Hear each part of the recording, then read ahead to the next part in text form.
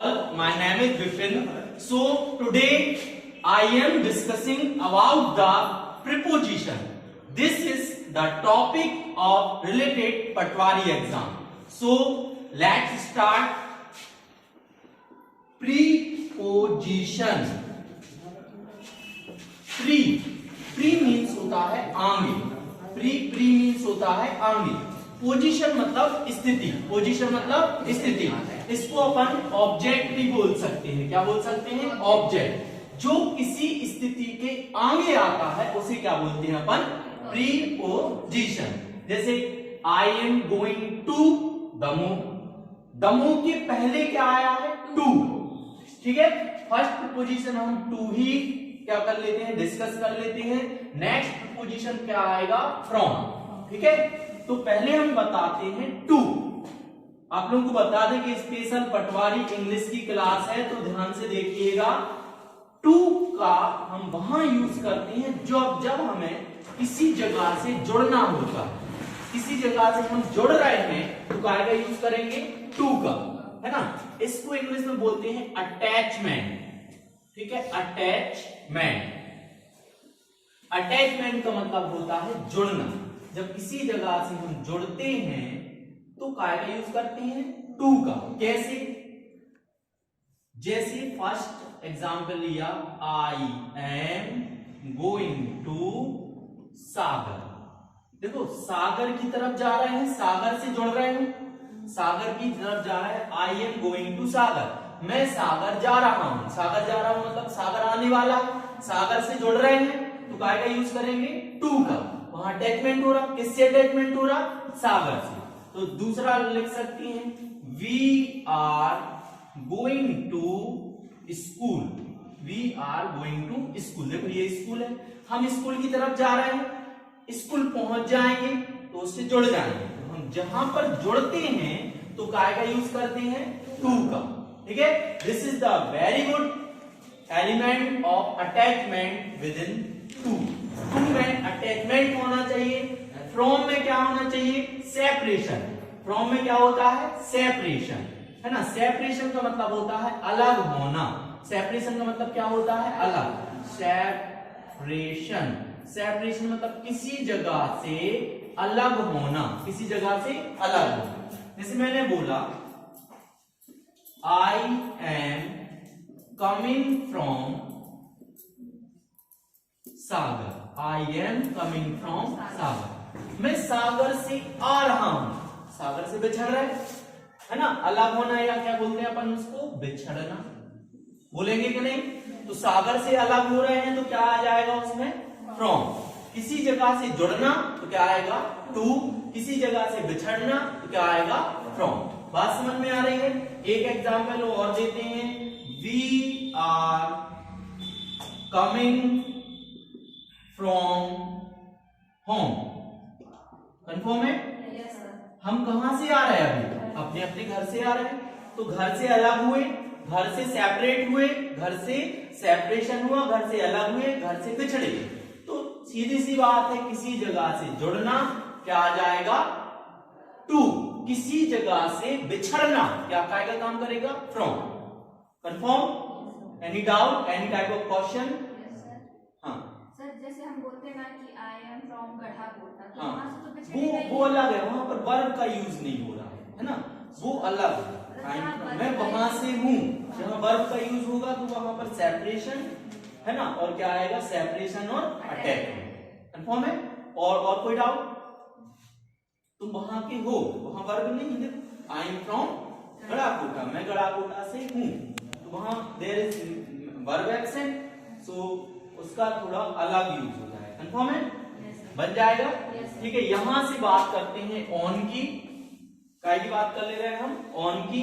तो ऑन में आप लोगों को बता दें कि कोई बॉडी किसी दूसरी बॉडी के ऊपर रखी हुई है और दोनों एक दूसरे को क्या कर रहे हैं? टच कर रहे हैं. तो वहां पर काय का यूज होगा? ऑन. ऑन का मतलब होता है ऊपर. क्या मतलब होता है? ऊपर. एक बॉडी दूसरे के ऊपर क्या है? रखी हुई है. तो काय का यूज होगा? On. The duster cap on the table. The duster kept on the table, the register kept on the table, table पर रजिस्टर रखा हुआ है, टच भी कर रहा है देखो, तो टच करेगा और रखा हुआ है, ऊपर रखा हुआ है, तो काय का यूज होगा ऑन। बात समझ में आ गई? Any doubt, any type of question? Next, इन, कोई चीज किसी चीज के पूर्णतः अंदर हो, कैप, कैप मतलब KEPT, कैप, ठीक है।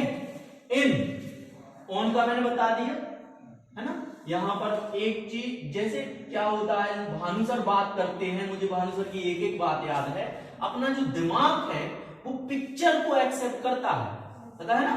तो पिक्चर, अपन पिक्चर बना के पढ़ेंगे ना तो क्या हो जाता है, वो बात तक के लिए भी याद रहता है। अगर पिक्चर विजुअलाइज पढ़ते हैं, अगर डायग्राम के थ्रू पढ़ते हैं तो वो क्या हो जाता है, ज्यादा देर तक याद रहता है, बार बार रिपीट नहीं करना पड़ता है। तो पिक्चर के द्वारा पढ़ेंगे, कोई चीज किसी चीज के ऊपर पूरी तरह ऊपर रखी हुई है, तो काय का यूज करेंगे अपन, सॉरी ऑन का यूज करेंगे, काय का ऑन। बात करिए, कोई चीज किसी चीज के अंदर है, तो काय पूर्णतः अंदर है, काय का प्रयोग करेंगे, इन का। कंफर्म है? We are sitting in the room, we are sitting in the room, हम सारे लोग क्लास में हैं, बैठे हुए हैं, sitting in the room. Confirm? ठीक है। फॉर का, फॉर जो है वो काय के लिए यूज होता है, अनिश्चित समय के लिए होता है। अनिश्चित मतलब समय जब कैसा हो, अनिश्चित हो, है ना। अनिश्चित का मतलब पता है ना, अनसर्टेन, अनिश्चित हो, जैसे इन दोनों का हम साथ में यूज बता देते हैं। निश्चित समय के लिए काय का यूज करते हैं हम, सिंस का यूज करते हैं। अनिश्चित समय के लिए हम काय का यूज करते हैं, फॉर का। जैसे मैंने बोला आप लोग रोज 2 घंटे पढ़ते हो कोचिंग में, आप लोग रोज कोचिंग में 2 घंटे पढ़ते हो, इससे क्लियर नहीं हो रहा कितने बजे से कितने बजे तक, पूरा क्या है ना। यहां पर मैंने अगर लिख दिया we are studying for 2 hour, हम 2 घंटे तक पढ़ते, हम 2 घंटे पढ़ते हैं, हम 2 घंटे पढ़ते हैं। तो 2 आवर, 2 से ये क्लियर नहीं हो रहा कि कितने बजे से, पता चला सुबह के भी 2 घंटे, शाम के भी, दोपहर के भी, कभी भी हो सकता, अनिश्चित समय है कि नहीं, ठीक है। अब मैंने बोला I have been teaching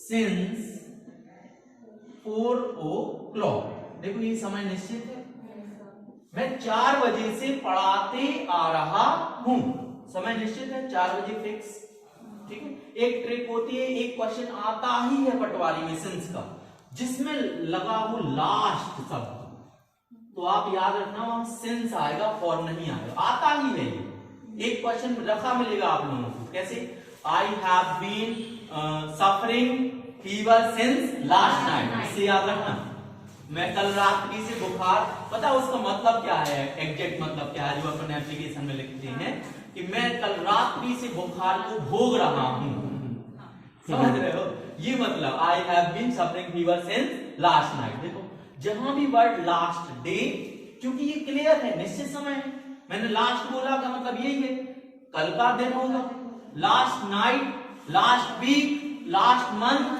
last year, समझे, लास्ट का मतलब वो फिक्स ही है कि भैया आज जो चल रहा उसका पिछले वाला, तो जिस भी शब्द में लास्ट जुड़ा हो उसमें काय का यूज करेंगे अपन, सिंस का। ये थोड़े थोड़े से क्या होते हैं, कॉन्सेप्ट होते हैं इंग्लिश के, तो याद रखना, ठीक है। बाय का यूज हम 2 तरीके से करते हैं, एक मीडियम बताने के लिए और एक एग्जैक्ट समय बताने के लिए। बाय का यूज जो आता है बहुत ज्यादा आता है, बहुत ही ज्यादा एग्जैक्ट समय बताने के लिए, ठीक है। पहले हम बात कर लेते हैं मीडियम। मीडियम का मतलब होता है साधन, साधन जैसे साइकिल, कार, है ना, ये sir always come by 4 o'clock, हमेशा सर एग्जैक्ट, एग्जैक्ट का मतलब होता है साथ, एग्जैक्ट का मतलब क्या होता है साथ, हमेशा कितने बजे आते हैं, 4 बजे आते हैं, शार्प समय मतलब एग्जैक्ट, बात क्लियर हो गई।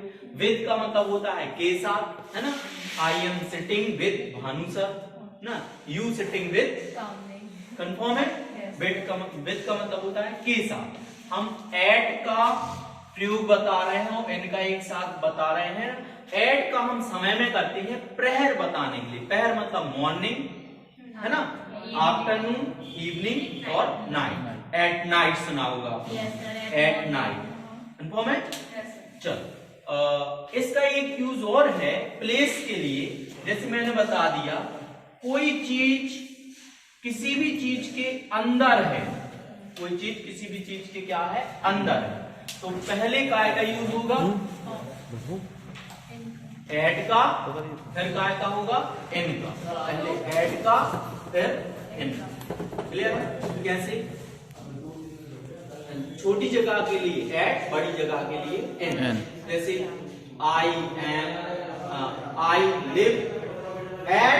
आई लिव एट गड़ाकोटा इन सागर। मैं सागर की गड़ाकोटा में रहता हूँ। जैसे मैंने बोल दिया कि मैं एमपी के सागर में रहता हूँ, तो एमपी में आएगा इन और सागर में आएगा at. I live at Sagar in MP. पूरा क्लियर हो।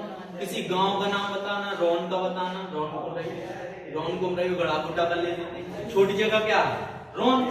बड़ी जगह क्या है, सागर, गड़ाकोटा। तो आई लिव एट रौन कुमरई इन गड़ाकोटा। एक दूसरे का कंपेयर में अपन इसका यूज करते हैं। इनटू का हम यूज करते हैं कोई चीज किसी जगह में प्रवेश करने की कोशिश कर रही है। The cat jumps from the kitchen. कोई चीज किसी चीज में क्या कर रही है, एंटर करने की कोशिश कर रही है।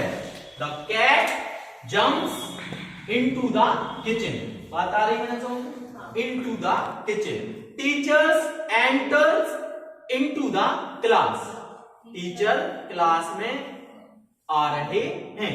कोई चीज किसी चीज जगह पर दरवाजे से एंटर करने, दरवाजे नहीं कहीं से भी, ऊपर से भी टपक सकते हैं तो कहीं से भी प्रवेश करने की कोशिश कर रहे हैं तो उसमें काय का यूज होगा, इनटू का। बात आ रही है समझ में। इसका यूज बिल्कुल इजी है। बिफोर का मतलब के पहले, बिफोर का मतलब के पहले, है ना। Bhanu sir always coming before class starting. Before class starting, Bhanu sir हमेशा क्लास स्टार्ट करने के पहले आ जाते हैं, है ना। ठीक है। और Bhanu sir always teach before the Bhanu Rajak sir. Bhanu sir Rajak के पहले पढ़ाते। बिफोर। आफ्टर मतलब के बाद, आफ्टर मतलब के बाद। ऑफ का मतलब होता है बंद या छुट्टी पर।